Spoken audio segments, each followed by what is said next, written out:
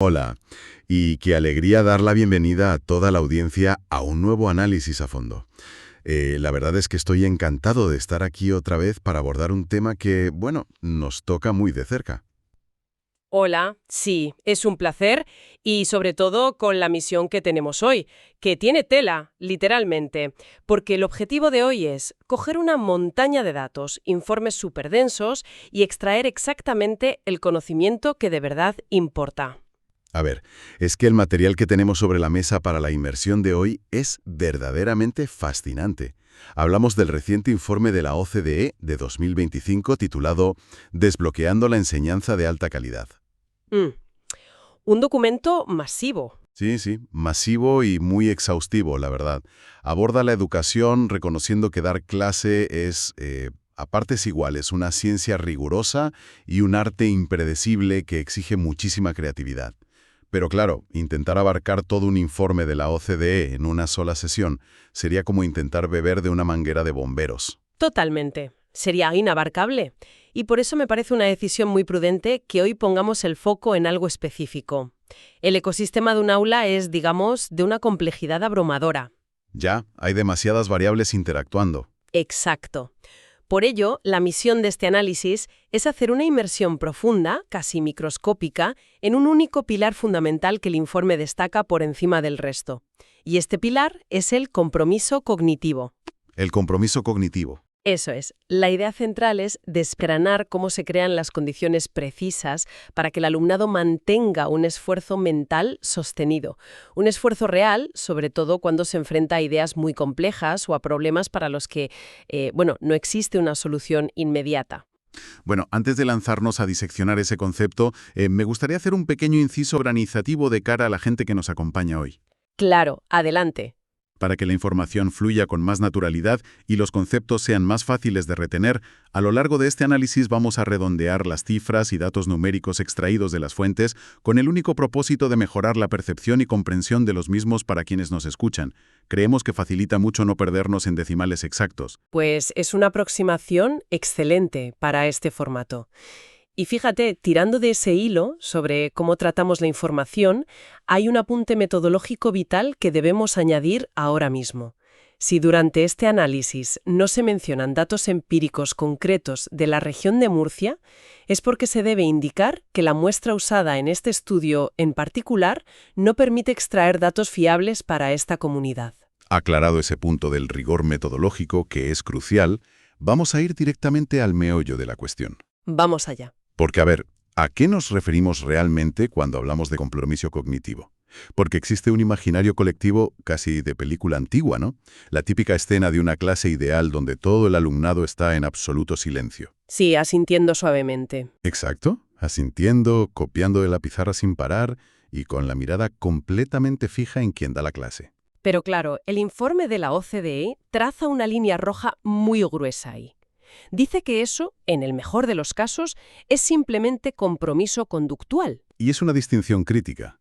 El compromiso conductual es, por así decirlo, la fachada. Es cumplir las normas de la clase, sentarse bien, no hacer ruido. Pero el compromiso cognitivo es el motor interno.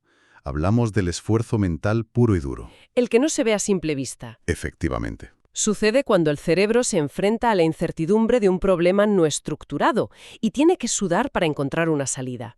Lo verdaderamente complejo de este fenómeno es justo lo que comentas. Resulta casi invisible. Alguien puede estar rellenando una hoja de ejercicios con una caligrafía impecable. Pareciendo tremendamente ocupado. Pareciéndolo, sí, pero a nivel cognitivo, estar en piloto automático, completamente desconectado. O sea, es la pura ilusión del aprendizaje. Parece que está ocurriendo algo importante, pero en realidad no hay retención ni una comprensión profunda del tema. Así es. Y si miramos el panorama general y el peso de la evidencia empírica que aporta el informe, entendemos por qué la OCDE le da tanta relevancia. Este nivel de compromiso profundo y sostenido es el predictor más consistente de un mayor rendimiento académico a largo plazo. Y los beneficios van más allá de las notas, ¿verdad? Mucho más allá.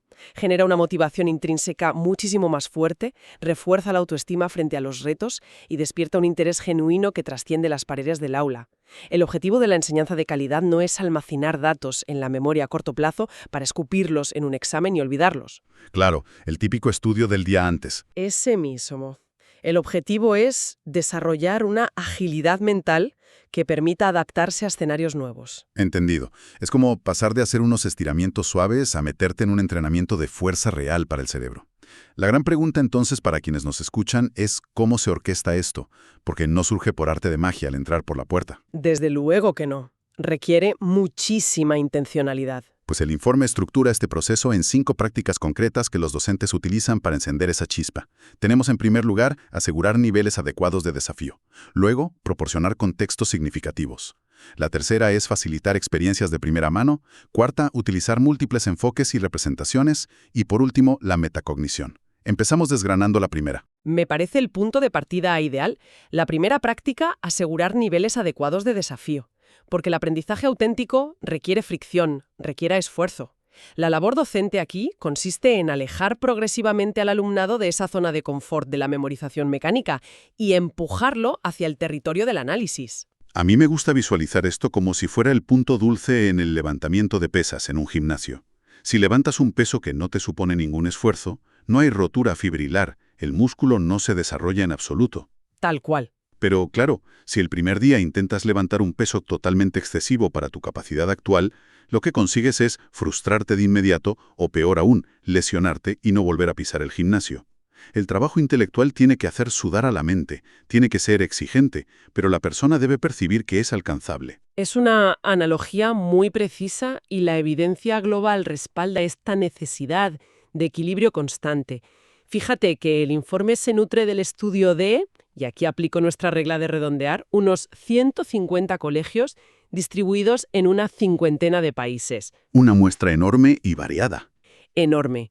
Y la constante que emerge de esa tremenda diversidad cultural es muy clara. Cuando se elevan las expectativas y se presenta material verdaderamente demandante a nivel cognitivo, la respuesta general del alumnado es positiva. Pero hay una condición innegociable. Los andamios, imagino. Exactamente. Deben existir los andamios adecuados. No se trata de empujar a alguien a la parte profunda de la piscina a ver si sabe nadar o se hunde. Claro, y aquí las fuentes nos bajan el concepto a la tierra con tácticas reales que se aplican en las escuelas. Hay una idea que me parece brillante para evitar esa sensación de ahogo frente a un reto enorme. Es la técnica de literalmente cortar el problema en rebanadas finas. El thinly slice en la literatura inglesa. Eso es. En lugar de presentar el proyecto masivo de golpe, que genera mucha ansiedad, se divide el gran desafío en pequeños pasos incrementales. La clave es que el primer escalón sea muy superable y genere una sensación de éxito inicial. Esa pequeña victoria da la inercia psicológica necesaria para afrontar la parte más árida. El diseño instruccional detrás de esta técnica es fundamental para gestionar la carga cognitiva. Y a esta estrategia el informe suma otra perspectiva muy interesante desde las aulas, y es el uso estratégico del grupo en las fases iniciales del reto. Arrancar en grupo. Arrancar en grupo, sí, porque si entregas una tarea de altísima complejidad para que se resuelva de forma individual desde el minuto cero, el riesgo de parálisis es enorme. Sin embargo, al permitir que se aborde inicialmente en pequeños grupos, el alumnado utiliza a sus compañeros como un recurso de desatasco. Verbalizan la confusión entre ellos. Eso es. Negocian posibles enfoques y construyen una especie de red de seguridad emocional. Una vez que han roto ese hielo cognitivo juntos, ya están mucho más preparados para la fase de trabajo independiente. Fíjate que hay un momento crítico en todo este proceso del que habla el informe. Es justo el instante en el que alguien levanta la mano frustrado y dice que se ha atascado y no sabe seguir. El instinto humano de quien está enseñando suele ser rescatar a esa persona al instante, darle la solución directa. Para aliviar el maltrato emocional, sí. Pero las buenas prácticas indican que hay que resistir esa tentación a toda costa. Resistir la cuesta. Cuesta, pero es vital. La literatura pedagógica lo llama proporcionar pistas o direcciones, lo que a veces se denomina dar un andamiaje verbal. Es dar la pista en lugar de entregar la respuesta cerrada. porque si se da la respuesta, el esfuerzo cognitivo termina abruptamente. Claro, el cerebro se apaga porque el problema ya se ha resuelto. Exacto. La pista, en cambio, redirige la atención. Hace una pregunta sobre un paso anterior o sugiere revisar un concepto. Es como dar una brújula en lugar de darles un mapa con la X del tesoro ya marcada. Bien diseñado, con las pistas perfectas. Pero si a quien tiene que resolverlo le da exactamente igual el tema, el motor no va a arrancar. El conocimiento aislado, flotando en el vacío, se olvida rapidísimo. El contexto significativo es el puente entre esa abstracción del currículo y la realidad tangible del alumnado. El aprendizaje profundo siempre necesita anclajes. Como cuando intentamos enseñar estadística, ¿no? Tal cual. Si intentas enseñar principios estadísticos complejos usando fórmulas despojadas de contexto en una pizarra, la retención será mínima.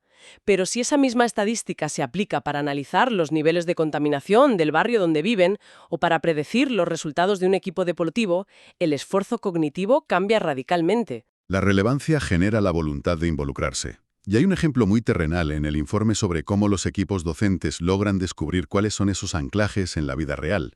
Mencionan el uso de los círculos de diálogo. Una práctica reveladora, desde luego. A mí me llamó la atención porque parece algo totalmente ajeno a lo puramente académico. Básicamente consiste en dedicar un tiempo, quizás a primera hora de la mañana o al introducir un tema nuevo, para sentarse en círculo y simplemente conversar, explorar qué les preocupa o qué noticias han visto. Y en ese momento, quien da la clase no está evaluando nada. Exacto. Está recopilando información, y esa información es oro puro, porque luego permite diseñar los ejemplos usando las historias y las inquietudes del propio grupo. Es brillante. Es una inversión de tiempo que paga dividendos enormes.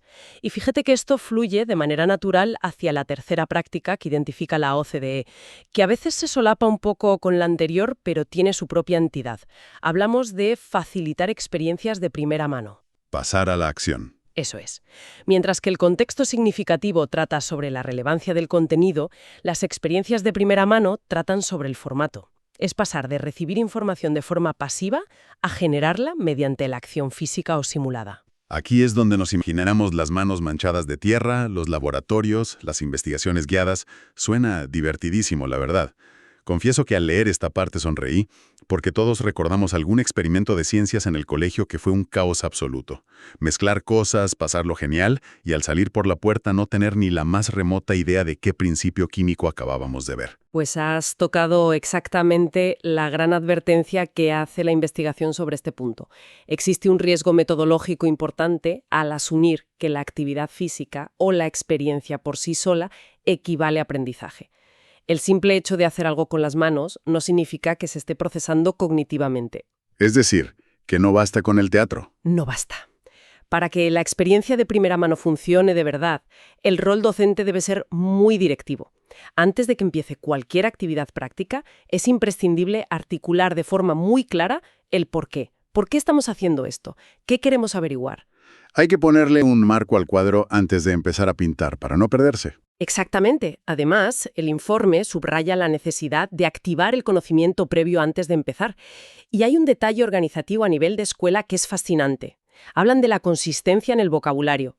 Los centros con mayor impacto se aseguran de definir los términos clave de forma transversal. Sí, el informe pone el ejemplo de la palabra hipótesis. Parece un detalle menor, pero señalan que es fundamental que cuando en ciencia se pide formular una hipótesis, se espere exactamente el mismo proceso mental que cuando lo pide la profesora de historia al analizar una guerra. O en literatura al predecir el final de un libro. Esa consistencia evita que el cerebro malgaste energía intentando descifrar las reglas de cada profesor. Y esto permite que toda la capacidad de procesamiento se dirija al contenido real. Lo cual, por cierto, nos lleva a la cuarta práctica que tiene profundas raíces en la neurociencia: utilizar múltiples enfoques y representaciones. Esto es básicamente la idea de enseñar que rara vez hay un solo camino para llegar a la solución. Se trata de coger una idea compleja y abordarla desde diferentes ángulos. Combinar un texto denso con un diagrama visual, o mostrar cómo una ecuación se traduce en un gráfico. La literatura científica aquí es contundente. Y siguiendo nuestra regla de suavizar los datos, la inmensa mayoría de los estudios demuestran que presentar la información combinando formatos de forma deliberada, por ejemplo, lo visual y lo textual, genera una huella en la memoria muchísimo más profunda. Obliga al cerebro a realizar lo que se llama codificación dual. Buscar las conexiones entre la imagen y el texto, ¿verdad? Sí, va tejiendo una red de comprensión mucho más resistente al olvido. Pero claro, el informe también lanza un salvavidas a quienes están en las aulas, porque la intuición te podría decir, bueno, si las representaciones múltiples son buenas, voy a llenar la pantalla de gráficos, textos, vídeos y esquemas al mismo tiempo. Y eso es la receta perfecta para el desastre. La sobrecarga cognitiva paraliza por completo a quien intenta aprender. La gestión de la atención es clave. Por eso las tácticas que surgen de las escuelas son tan metóricas. La recomendación que dan es introducir las representaciones una a una, de forma secuencial. Primero, presentas el gráfico en solitario, permites que el alumnado explore sus tendencias y una vez que el formato visual es familiar, introduces el texto explicativo y los pones lado a lado. Y ahí es donde recomiendan usar señales selectivas. Cosas tan sencillas como usar el mismo color rojo para una frase clave del texto y para la línea del gráfico que corresponde a ese dato. O usar flechas gruesas para guiar el ojo. Es llevar a la persona de la mano, para que su energía mental se gaste en entender la conexión, no en buscar dónde está el maldito dato. Esa sutileza en el diseño separa a un material confuso de uno que genera compromiso profundo. Y bueno, esto nos prepara el terreno para la quinta y última práctica, una que es, posiblemente, el mayor multiplicador del aprendizaje. Llegamos a mi favorita, la metacognición. Es un concepto que me fascina, aunque la idea de hacer una auditoría interna de mi propio cerebro me parece agotadora solo de pensarlo. Básicamente es enseñar a pensar sobre cómo pensamos. Es el momento en el que dejas de ser un mero pasajero y te sientas en el asiento del copiloto, a mirar el mapa. Empiezas a hacerte preguntas difíciles. Claro, te preguntas, ¿por qué me he equivocado aquí? ¿Esta técnica de estudio me está sirviendo o solo pierdo el tiempo? Es dar un paso atrás y observar tus propios engranajes mentales en pleno movimiento. Y si miramos la validación empírica, el impacto de la metacognición es indiscutible. El informe de la OCDE recoge la evidencia de metaanálisis masivos. Para visualizar la magnitud, aplicando nuestra regla de redondeo, hablamos de agrupar los resultados de alrededor de 250 estudios independientes. Son muchísimos datos. Sí, y lo que revelan es que el alumnado que recibe instrucción explícita en estrategias metacognitivas logra en promedio más de medio año de progreso académico adicional en comparación con quienes no lo reciben. Más de medio año de avance extra sin añadir más horas de clase. Es una barbaridad. Todo por afinar la maquinaria interna. Pero claro, ¿cómo aterriza esto en el día a día? No creo que se trate de dar una charla teórica sobre filosofía de la mente. El informe da ejemplos de rutinas muy sencillas, como la rutina de reflexión al cierre de una clase. Sí, la de completar la frase. Exacto. Se les pide completar la estructura «antes pensaba que esto era así y ahora pienso que es de esta otra manera». Es brillante porque te obliga a verbalizar la evolución de tu propio conocimiento. Hace visible lo invisible. Y otra de las estrategias prácticas más potentes que documentan es la creación de una caja de herramientas compartida. En lugar de que el docente dictamine el método correcto para desatascarse, se fomenta que el propio grupo analice sus bloqueos. Cuando alguien supera un obstáculo difícil, explica qué estrategia mental usó. Se documentan esos trucos y se crea un repertorio colectivo. Así, cuando alguien se atasca en el futuro, el primer paso no es levantar la mano, es revisar esa caja de herramientas. Me encanta esta idea de democratizar las estrategias. Pero pongámonos en la piel de quien está al frente del aula. Tienes estas 5 prácticas en marcha, pero no puedes conectar a cada estudiante a un escáner cerebral. Ya nos gustaría a veces. ¿Cómo saben en la práctica si todo este engranaje de compromiso cognitivo está funcionando realmente? Ese es el gran dilema. Como el aprendizaje ocurre dentro de la cabeza, la respuesta es convertirse en lectores de señales. Buscan indicadores indirectos, pero muy fiables. Una señal inequívoca es la capacidad de transferencia.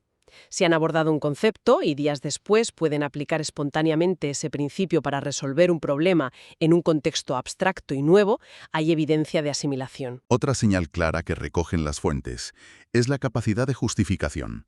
No basta con elegir la respuesta correcta de un enfoque. Tienen que poder articular un argumento razonado sobre por qué su elección es la más sólida. Y sobre todo, por qué han descartado las demás.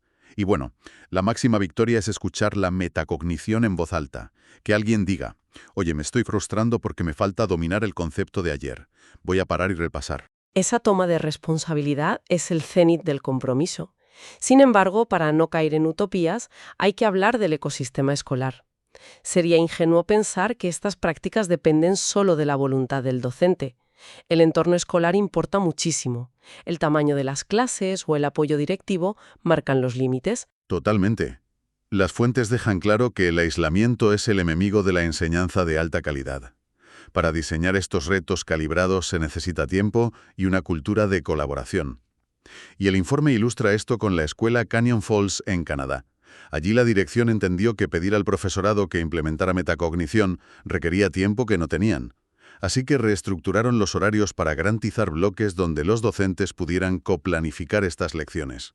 Un caso paradigmático de liderazgo. Y luego tenemos el ejemplo de la escuela primaria Beijing Heidian Minsu en China. Ellos organizan talleres mensuales donde traen a expertos externos, pero no para dar charlas magistrales vacías, sino para trabajar codo con el profesorado analizando actividades concretas. Les ayudan a afinar si los niveles de desafíos son los correctos. Lo que demuestran estos casos es que los principios del aprendizaje profundo son universales. Requieren intencionalidad, andamiaje y un ecosistema sistémico que proteja el tiempo de quienes están en primera línea. Es un panorama retador, pero muy esperanzador. Y sobre ese reto me gustaría dejar a la audiencia con un pensamiento provocativo. Si la meta de la educación es lograr este esfuerzo cognitivo sostenido, ¿cómo va a cambiar el rol de estas prácticas en un mundo donde herramientas como la inteligencia artificial están diseñadas precisamente para darnos atajos y hacer el trabajo cognitivo pesado por nosotros? Es un desafío inmenso para el diseño de las aulas del mañana. Muchas gracias, ha sido un placer. Agradecemos enormemente la compañía de toda la audiencia en este análisis a fondo. Nos escuchamos en la próxima inversión en los datos. Hasta pronto.